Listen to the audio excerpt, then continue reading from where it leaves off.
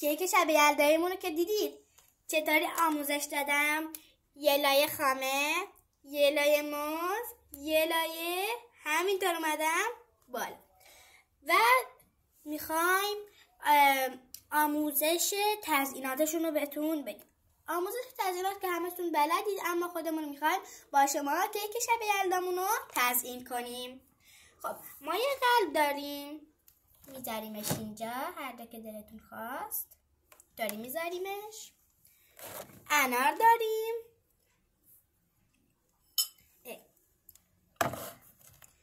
صبر کنید بچه ها، اینجا میذاریمش.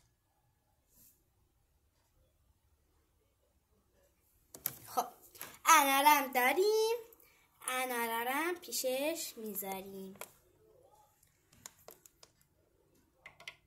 افتاد اون زیر. یه ذره این ور اون ورشو میذاریم.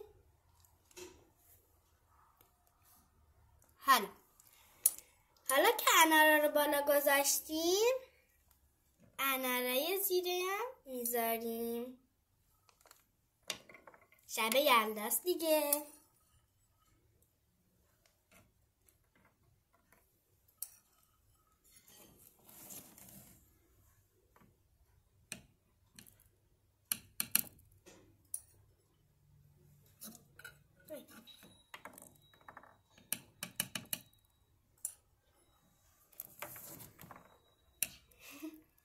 میرم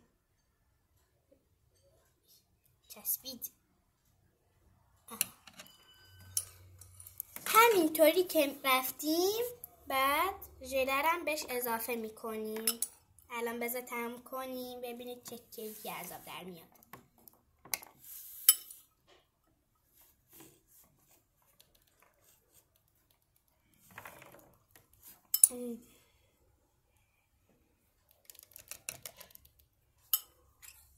من به چرخونش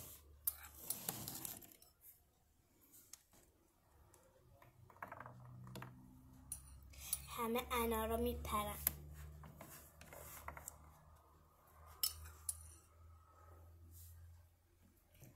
و تمام. الان میریم که ژله رو بهش اضافه بکنیم. کم میذاریم چون میخوام خودشو بگیره.